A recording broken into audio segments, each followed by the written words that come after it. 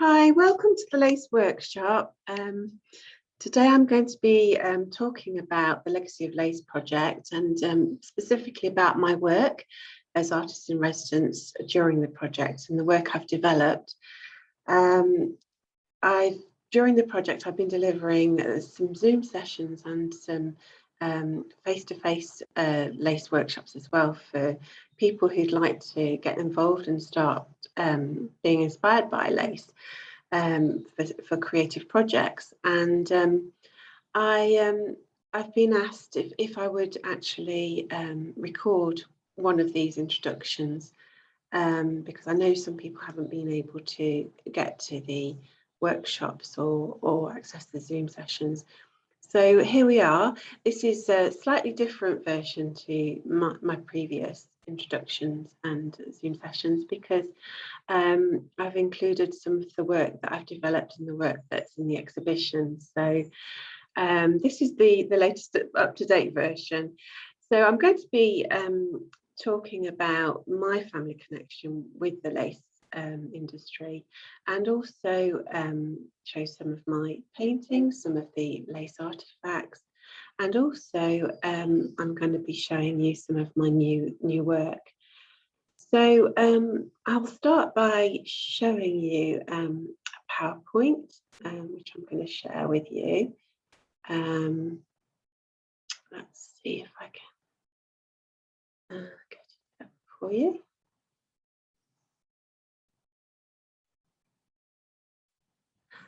There we go. So I'm going to just start from the beginning. Slideshow from the beginning. There we go. So the Legacy of Lace project, really, I decided to apply for Arts Council funding to launch the Legacy of Lace project, really to celebrate the lace industry in Erewash, which is based between Nottingham and Derby. Nottingham is very well known for lace making and lace machine manufacturing. And a lot of the lace making was moved over into the towns of Erewash, Sandiacre, Ilkeston, and even some small villages in that surrounding area. And I wanted to draw awareness to this, and I wanted to find out more. I'd done a project called Losing Lace over 10 years ago, where I was trying to understand where the lace industry had disappeared. And I realised there was so much more to learn. So I embarked upon this project. I actually thought about it and wrote the applications during lockdown and hoped it would be something positive for people to work with and be inspired by, you know, when we were emerging through coming out of lockdowns. So the project actually started, you know, in mid-February when we were in lockdown. So I used a barn on our farm to set up the lace workshop. And the lace workshop is where I've been doing some work, and I could actually share my collections online with people on the Legacy of Lace online. So here's my workshop, and this is my first lace mural of the project. I like the challenge of painting on different surfaces. So this was all done with brushes and white paint. I initially used white chalk to chalk out the pattern, and then painted it. So this is actually the front of the workshop. Inside the lace workshop, there's a lace installation that I actually worked on as part of the big house project a couple of years ago with the University of Derby. And I was using my lace paintings and exploring ways of using those for some sort of interior design. And I had support from Birkins, who is an interior designer, leading the teaching there. And he helped me create this, the design for this prototype chandelier using lace patterns. You can see the bobbins hanging from the chandelier as well. These are the bobbins used for pillow lace, bobbin lace, which I'd been learning to make. And I like the sort of the using elements of the handmade lace as well as the elements of the paintings inspired by manufactured lace. And here's some of my lace pattern books and photo albums that my father's given me.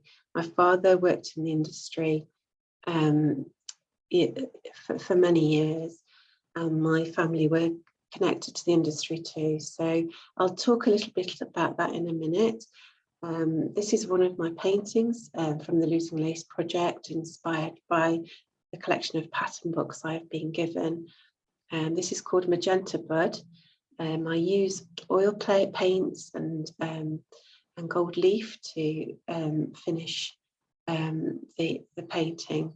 I like to catch the light. The idea is that the light is shining through the net and celebrating these wonderful patterns. Here's some bobbins and carriages that I part of my collection, and some lace samples.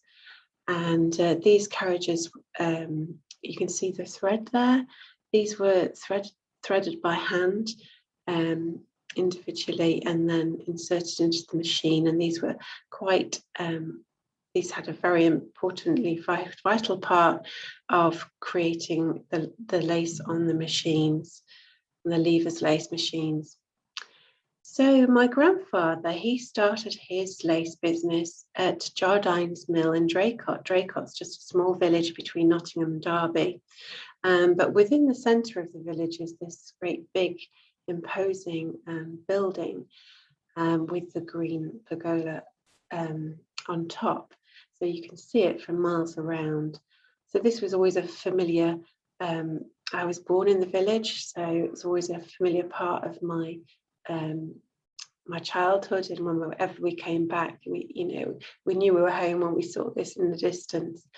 So Jardines was a lace machine manufacturer, and they set up tenement mills where they would install their machines, their lace machines, and rent them to small businesses. So my great grandfather, he started his small business within the mill, starting with 6 lace machines in the early 1900s.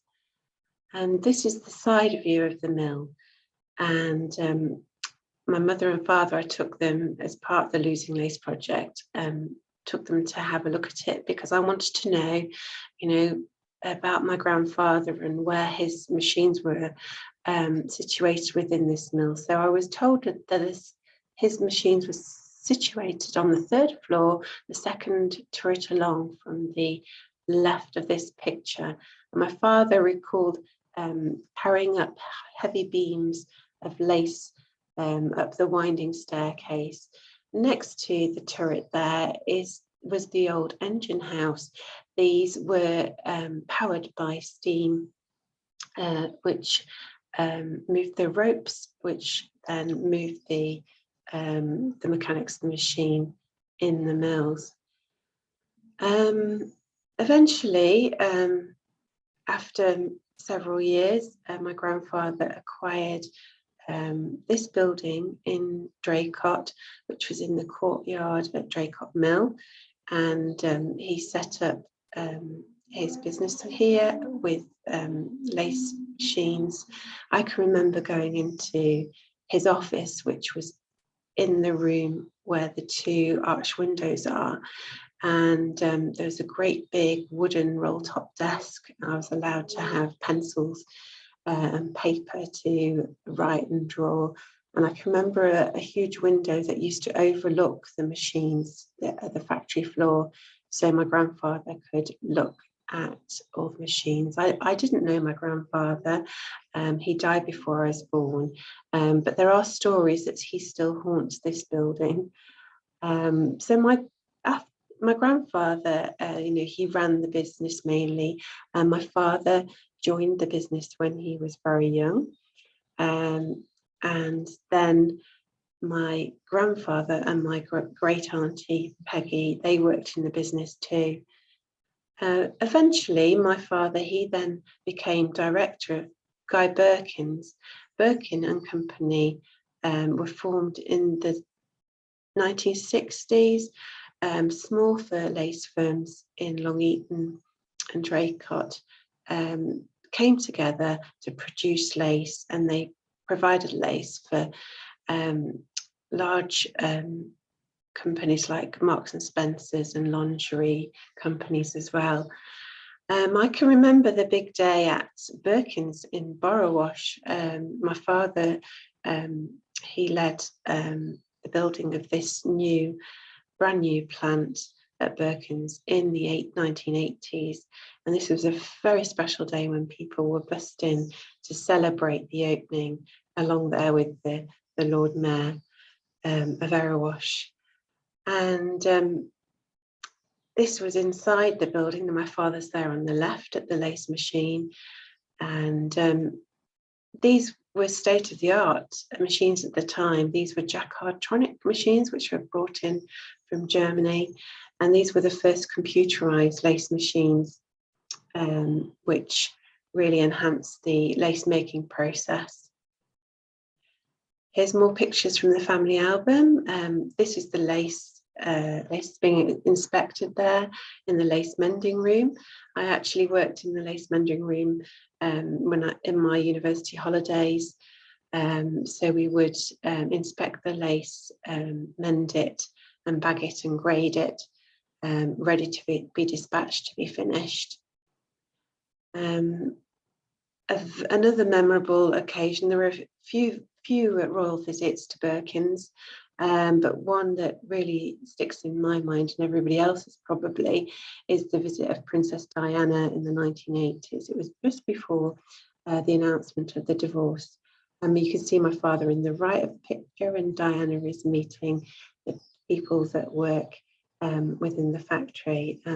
It was an absolutely joyous day to be part of this. All the local schools and the people in Borrowash were invited to come and welcome her. So lace has had a big influence on my creativity and my development as an artist, really. I hadn't realised this the first few years, but then it became apparent that my love for detail, pattern, floral images, I realised that the roots were firmly in lace and lace patterns. So, you know, I started taking inspiration from the collections of lace that my father had given me. This is here me painting one of the lace patterns, which is most important to my heart, and it's the one from my lace wedding dress. My father, I was able to choose which lace I wanted for the dress, and it was made up into a lace with a long train. And I remember the ladies from the mending room coming to our house and having some bubbly to come and look at the dress that they'd actually taken part in making. So this is the final piece, Losing Lace, the Bride. It's oils, gold leaf, and there is some lace applied to the surface as well. I enjoy mixing medias to create my work. And these two paintings were inspired by patterns from my great-grandfather's pattern book. These were actually small little samples. The patterns were actually from the 1930s, and it really surprises me the beautiful colours that they used within those designs. So here again, these were oil paints and gold leaf. This is Lever's Kyoto. This one really interested me because I felt that the trees looked like the blossom trees.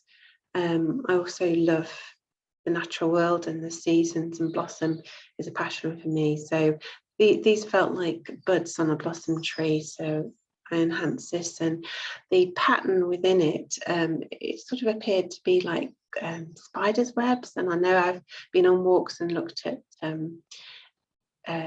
the spiders' webs and the dew on spiders' webs in the morning, and I think it reminded me of that.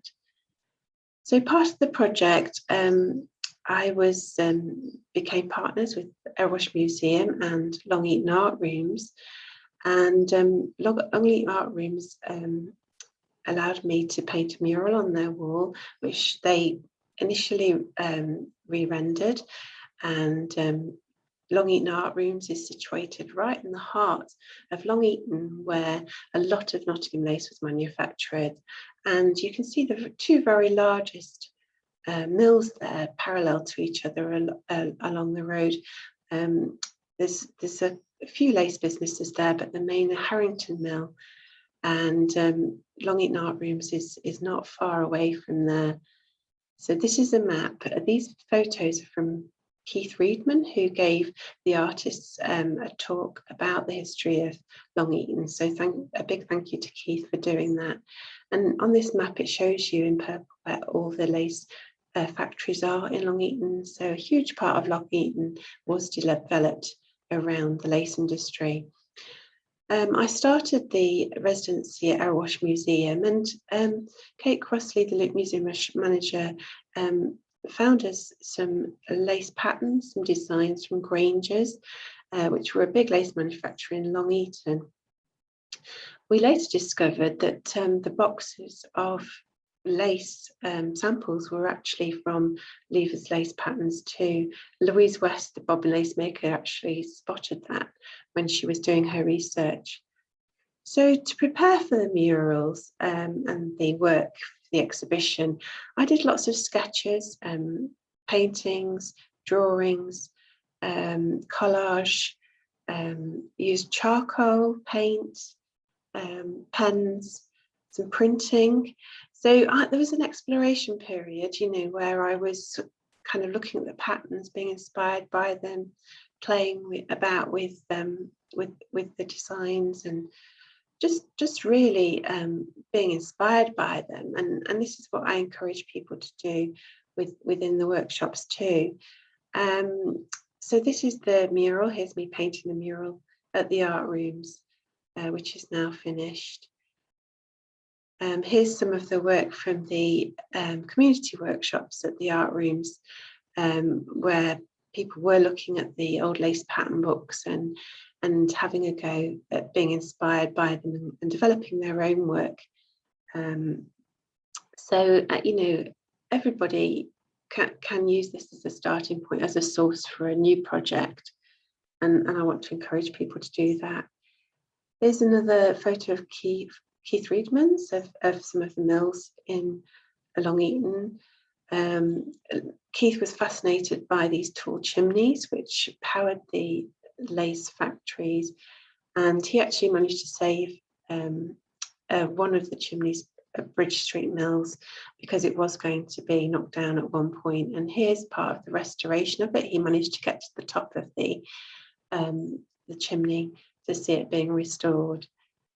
We also had a visit to Clooney Lace in Ilkeston. Clooney Lace is the last surviving Lever's lace factory in England. And these photos are Camera Hannah. She was a resident artist on the project. And here's one of the machines. You can see the Lever's lace here on one of the machines being made. And on the other picture here, the jacquard cards. And these create the pattern. They feed the pattern into the machine, a little bit like the early form of a computer. We did research on the old lace patterns. As the residency was based at Erewash Museum, we were allowed into the museum stores and selected lace pattern books and lace samples and designs to actually take inspiration from. I developed some of this work. I was inspired by it, and this is a lace mural that I created and painted in the courtyard at the museums. This was a pattern I found out now which was created by a designer called Walters, who lived in Ilkeston and worked for a factory in Long Eaton. I think it was for Fletcher's, and I'm still trying to confirm that. But I loved his designs within there, and used them as a source of inspiration. This is the exhibition at the museum that we finally managed to install for a few weeks in August. Louise West, bobbin lace maker, created individual pieces of bobbin lace as magnified samples of lace that were inspired by the old lace pattern books too. Kim Fowler, she created the painting in the centre, which was the patron saint of lace makers. Hannah Millard, photographer, she took photos of Clooney Lace, the people that worked there. And Carrie Pratt, she created an abstract painting inspired by Clooney Lace too. So we all created work inspired by the project. And here is one of my paintings, which was inspired by these beautiful lace pattern books, which we found at the museum. This one's called Awaken. And here's two other paintings that I finished, Moonlight at the Museum and Moonlight Dance. I use acrylic paints this time with gold leaf, and painted them onto a black background. The gold leaf just catches the light as you walk around them, and I just hope this sort of brings the paintings alive. So how can you get involved? You know, how can you be inspired by lace? So just, you know, whether you're an arts organisation or an individual who wants to do some work at home, if you live in an area where there might have been lace manufacturing, go and have a walk, have a look around, look at the mills, take photographs, have a look at your local museums or books, or you know, buy some pieces of your lace yourself and have a look at the structure of lace and the designs, and see if it can inspire you to create your own work. We'd love to see your work. Maybe you work on textiles already. You know, share your picture. We have set up Legacy of Lace online on Twitter, Instagram and Facebook. I'd love to see your images. The project is actually coming to an end next week, but I hope to keep the Legacy of Lace alive through the Legacy of Lace online. So please share your images and you know, share your stories. We'll try and keep this continuing. So here's how you can actually keep in touch and actually share your work. So thank you for listening. Message me if you've got any questions and any ideas of how we can take this further in the future. Thank you for listening.